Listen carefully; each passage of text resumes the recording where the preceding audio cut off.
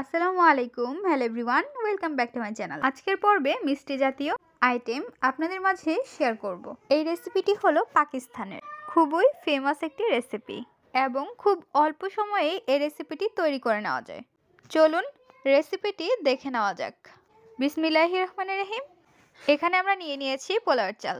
চালটি আমরা ভালোভাবে ধুয়ে নিচ্ছি। এখানে আমরা 250 গ্রাম পোলাওয়ের চাল নিয়েছি।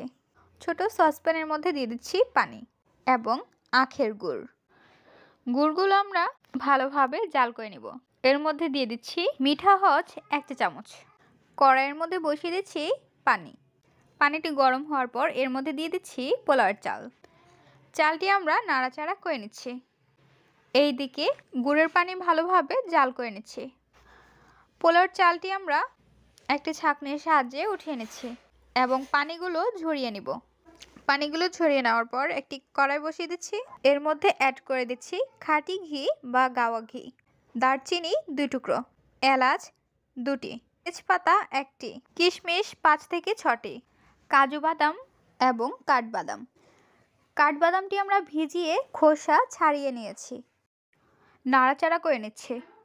একটি ছাঁকনির সাহায্যে গুড়ের পানিটি আমরা ছেঁকে নিচ্ছি। এর মধ্যে দিয়ে দিচ্ছি স্বাদ অনুযায়ী লবণ। সবশেষে এর মধ্যে দিয়ে দিব পানি ঝরিয়ে রাখা পোলাওয়ের চাল। চালটি দিয়ে আমরা নাড়াচাড়া করে নিচ্ছি। খুন্তির সাহায্যে উল্টিয়ে পাল্টিয়ে মিক্সড করে নিচ্ছি। এখন আমরা দমে রেখে দেব 5 থেকে 7 মিনিটের জন্য। চলে আসলাম 7 মিনিট পর। ঢাকনাটি আমরা উঠিয়ে নিচ্ছি।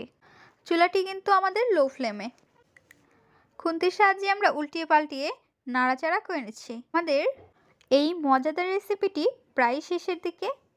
1 থেকে 2 মিনিট পর আমরা নামিয়ে পরিবেশন করে নেব। তৈরি হয়ে গেল মজাদার সেরা স্বাদের ইউনিক একটি রেসিপি। এই রেসিপিটি আপনারা খুব সহজেই তৈরি করে নিতে পারেন এবং যারা এই রেসিপিটি ট্রাই করেননি অবশ্যই একবার হলেও ট্রাই করে দেখবেন। মজাদার রেসিপিটি আপনাদের কাছে কেমন লেগেছে তা অবশ্যই জানিয়ে দেবেন কমেন্টের মাধ্যমে। ভিডিওটি যদি ভালো লাগে তাহলে একটি লাইক করে দিবেন এবং সাবস্ক্রাইব করে আমাদের পাশে থাকবেন। আজকের পর্বে আমরা এখানেই বিদায় নিচ্ছি গাইস। আসসালামু আলাইকুম, ভালো থাকবেন সবাই, আল্লাহ হাফেজ।